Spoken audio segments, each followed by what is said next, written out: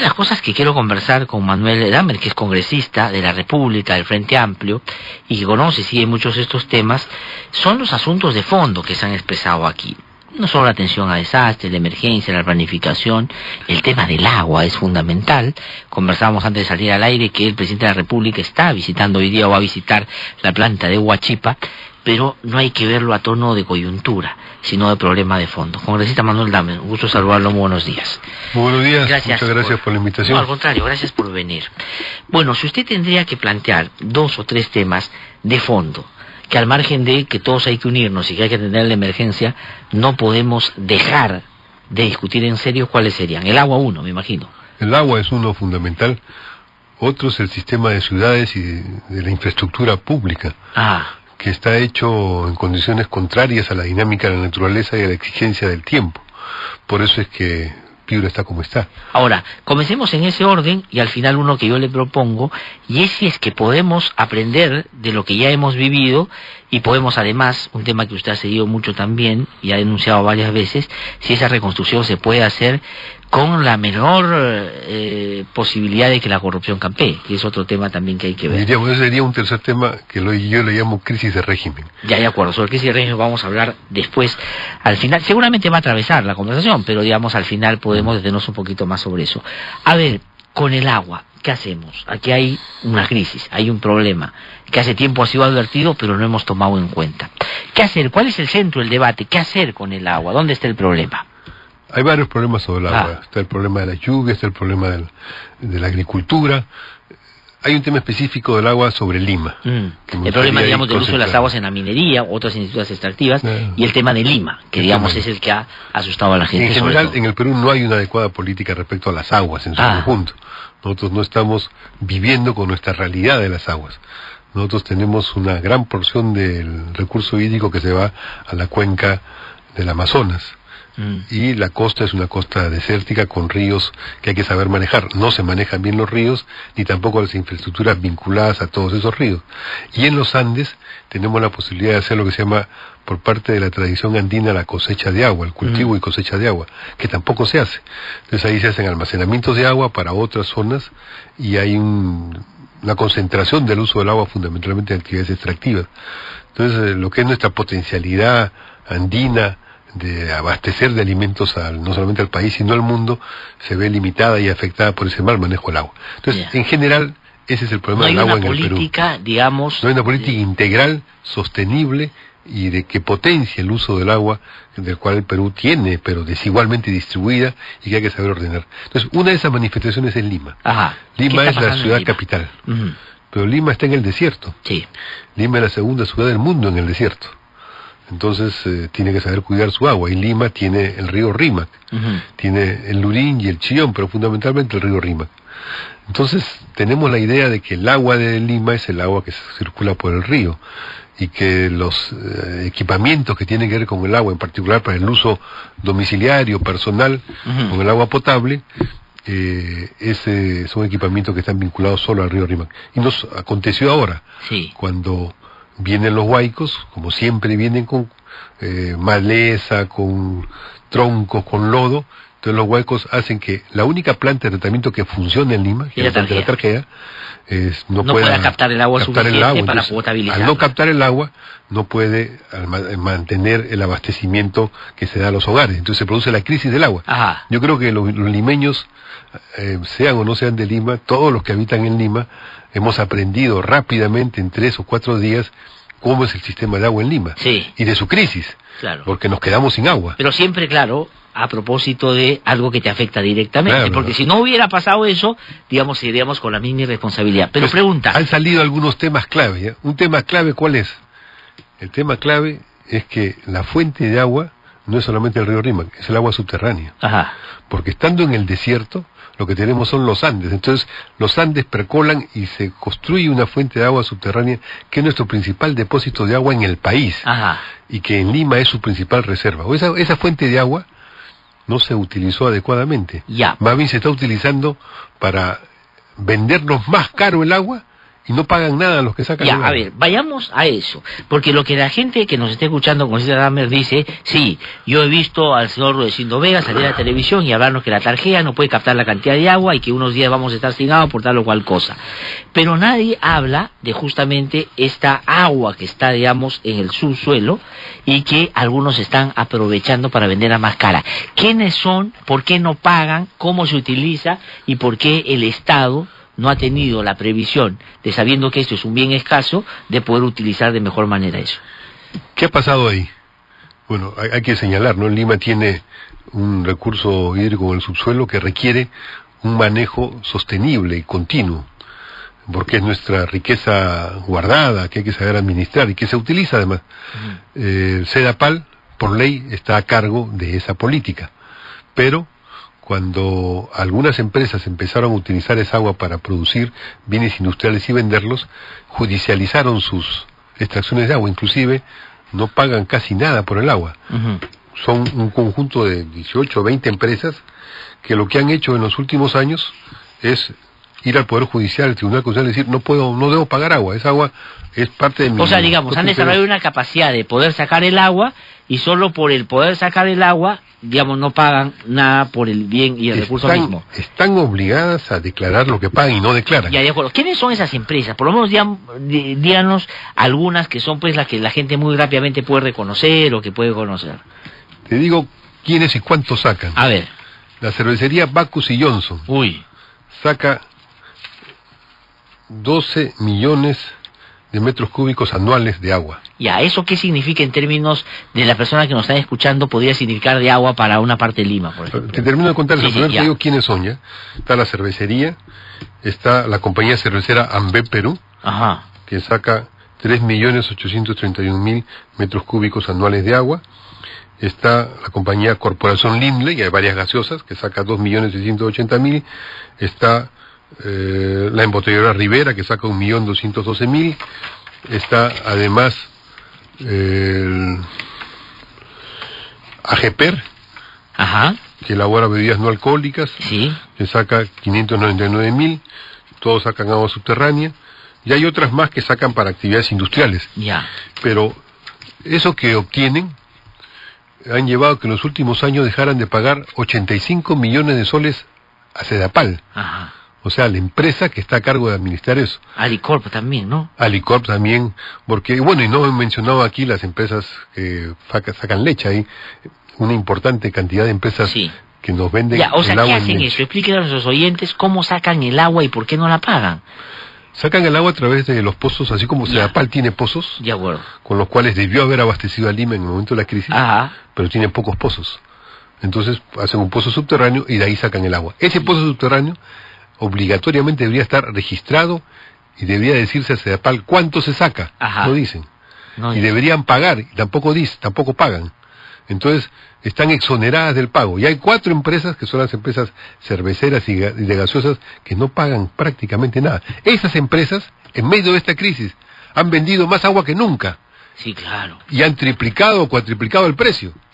O sea, han tenido la ganancia de meses o de un año en los momentos de la crisis. Y hay algunos que se presentan como solidarios todavía, diciendo no hemos subido tanto el precio porque estamos colaborando con la emergencia. Cuando en realidad, digamos, con su bolsillo, están colaborando con su bolsillo. Entonces, ahí lo que hay primero es una ilegalidad.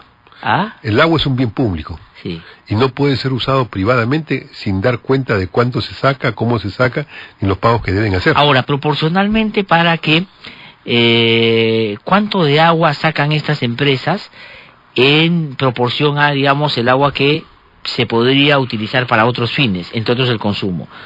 Lo que pasa es que eso es muy difícil de hacer una proporción. Porque no declaran, pues. No declaran. Y uno lo que puede decir es que, en general,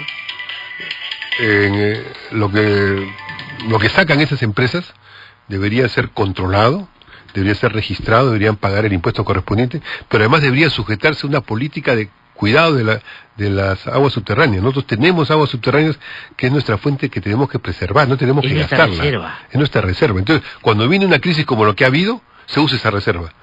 Pero además hay que saber manejar esa reserva. ¿Y por qué, digamos, nadie, aparte de Manuel Dahmer, está hablando de este tema? Digamos, en el Consejo de Ministros, entiendo por qué, digamos, más o menos, ¿no es cierto? El señor Zavala hay que decirle a nuestros oyentes, venía de Bacus a trabajar y sabe del problema, ¿no es cierto? Bueno, yo espero que hoy día que el presidente Kuczynski está yendo a la planta de Huachipa, que es una estafa que hizo Alan García y que no funciona, y que es una planta que debió haber sido una planta para tratamiento de agua y que no da tratamiento ni tampoco circula el agua para Lima Norte. Bueno, yo espero que ahí el presidente Kuczynski se pronuncie sobre la necesidad de resguardar las fuentes de agua y de hacer que esas empresas tengan un monto limitado y sobre el cual paguen. Ajá. Eso espero que Kuczynski se pronuncie. O sea, ¿usted cree que un pronunciamiento de él en el sentido de el agua es un bien escaso? Entonces, todas aquellas empresas que están usufructando un agua sin pagar, digamos, están usando agua y no pagan por ella, no declaran por ella, a partir de ahora sí lo van a hacer. Ese sería un anuncio. Debería primero regularse y luego decir qué cantidad, porque no puede ser a la libre. Es como ahora, por ejemplo, va a haber el partido de fútbol.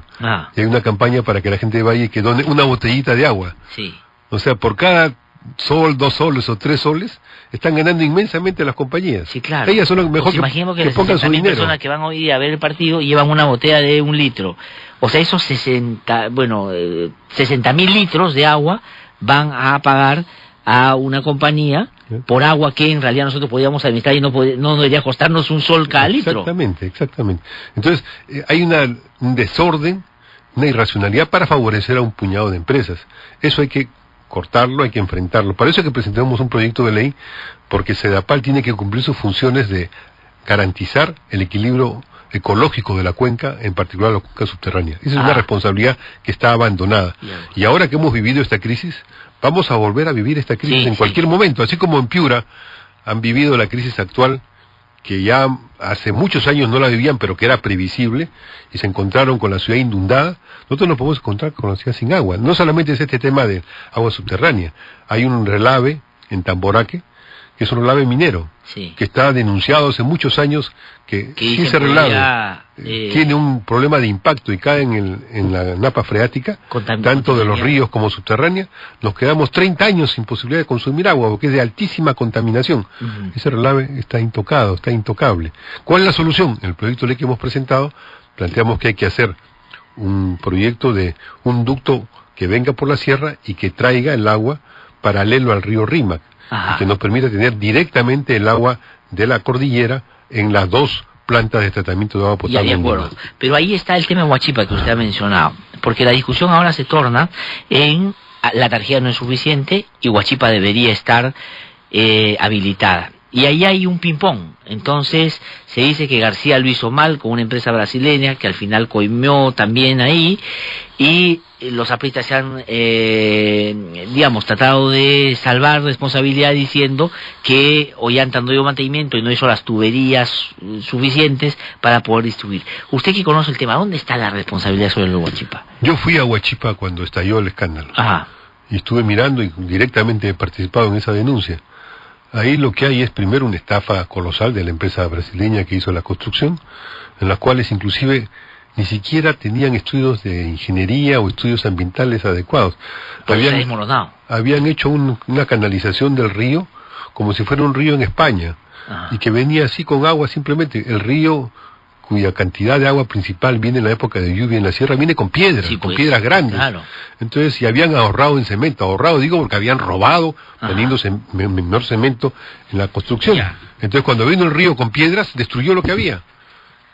Y además, lo inauguró Alan García sin haber construido los ductos para llevar hasta Lima Norte. O sea, dijo a Lima Norte, ya llega el agua, la inauguro para que llegue, y no tenía los ductos, era pura estafa. Y además, las coimas están probadas.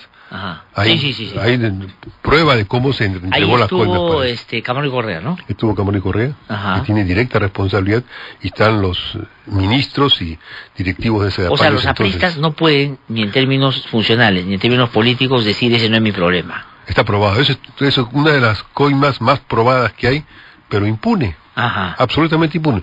Pero además, el Estado no actúa para decir, bueno, aquí tenemos este activo. ¿Qué hacemos con este activo? No puede quedar ahí limitado, parado, esperando. Ahora, ¿cuál es, congresista Manuel Damer, desde su punto de vista, lo que se puede hacer ahora? Obviamente hay que investigar primero para saber qué pasó y determinar quiénes son los responsables. Ahí debería denunciarse a quien corresponda.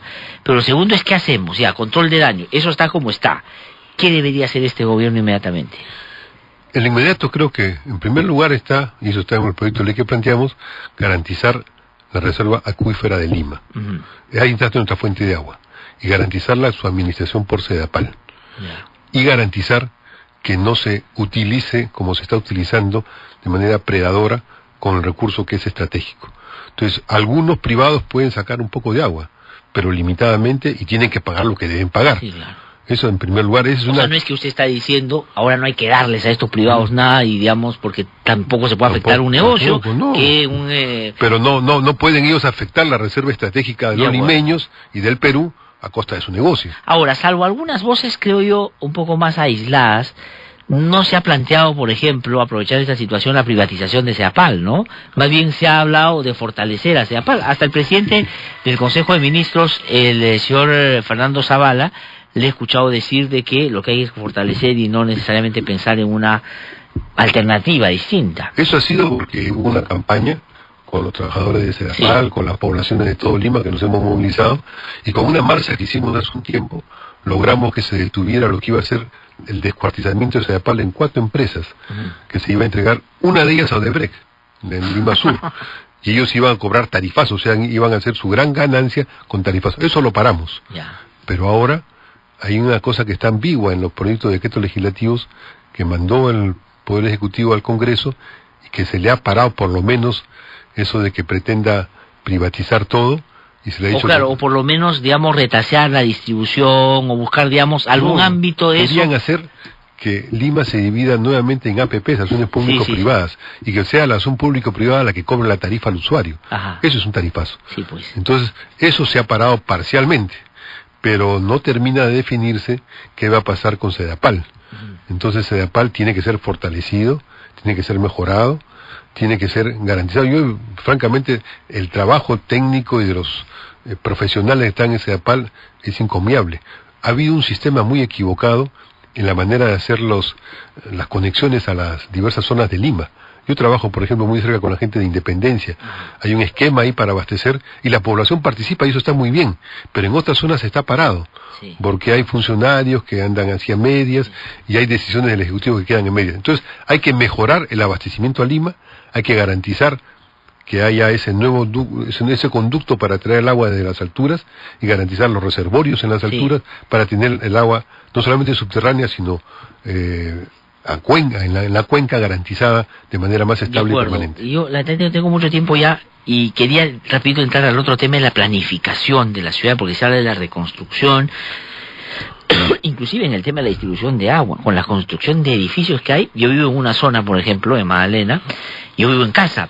Entonces no llegaba a mi casa el agua, y después empecé a preguntar, y dice, no, es que primero tienen que llenar los tanques, los edificios que han construido a todo alrededor, para que después llegue a las casas, digamos, ¿no? Entonces no se piensa ni siquiera de esa perspectiva en el crecimiento de Lima, sobre todo. Pero la planificación, que digamos antes iba más bien a ser, digamos, para algunos, como dice Hildebrand en su último artículo, como un rezago comunista, la planificación, ¿no? Que no es bueno planificar porque si no uno se vuelve rojo. Ahora es necesario, está en la boca de todo el mundo, no se puede hacer una reconstrucción planificada.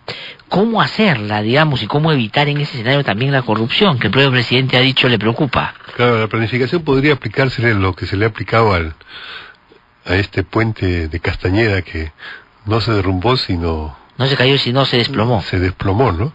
Bueno, la planificación en toda la historia del Perú siempre ha estado en la ocupación del territorio. Desde la época de los incas y los preincas, administraban el territorio y preveían cómo utilizar adecuadamente los recursos. Por eso es que, por ejemplo, no hacían las casas al borde de los ríos, porque ya tenían la idea de los niños que iban a venir subsecuentemente. Entonces, eso es planificación. Ahora las ciudades se construyen de manera tal que rápidamente son afectadas. Entonces, si uno mira, por ejemplo, Piura, se ha convertido muy rápido en una piscina. Pero miremos Lima. En Lima Lima es una ciudad en el desierto, pero también en las laderas. Tenemos 1 millón de casas en laderas que el día que llueva, una octava parte de lo que ha llovido en Piura, que llueve en Lima, eso se derrumba. Y no solamente se cae la casa, se muere la gente. Eso es terrible, porque ahí no hay forma ni siquiera de salir. No tiene cómo salir, claro. No hay cómo salir. Y un programa que había, que era de poner soportes adecuados, fue suspendido por Castañeda. Entonces, esos problemas de planeamiento urbano son indispensables. Qué en la personaje ciudad. este Castañeda, ¿no? Qué irresponsable con los temas de fondo, ¿no es cierto? O sea, yo creo que eso era... ya quedó claro así como la experiencia de la falta de agua ha mostrado un conocimiento en la ciudadanía qué significa el sistema de agua y la importancia del agua. Creo que las cosas que han ocurrido últimamente han terminado por desenmascarar la precariedad y lo funesto que es la gestión de Castañeda para la ciudad. No teniendo potencialidades y recursos, la ciudad ha terminado con diseños mal hechos de los peajes, con organización inadecuada de las rutas de transporte, con sistemas de canalización de aguas totalmente equivocados, con puentes mal diseñados. Esa es la ciudad que nos está dejando. Y con una especulación urbana en los cerros y en los arenales espectacular. Sí, pues, entonces Lima ahora es la ciudad de la informalidad especulativa absoluta, sí, pues, que es una precarización. Ojalá que ese sistema que llevó a que los arquitectos y los ingenieros como colegios no participen en la determinación de los estudios técnicos para los edificios, ojalá que no haya significado ahora, la precarización de los estudios técnicos. Pero pese a que usted y yo y muchos que nos escuchan debemos pensar lo mismo sobre Castañeda, se dice que inclusive este anuncio del primer ministro de que está de acuerdo con la reelección pasa por mantener, entre otras, a un Castañeda que podría ganar otra vez una elección, que podría ser un poco con nombre propio. Yo creo que podría ser para otros casos, pero Castañeda, después de sus puentes y sus últimas cosas, yo creo que ya Castañeda pasó la historia.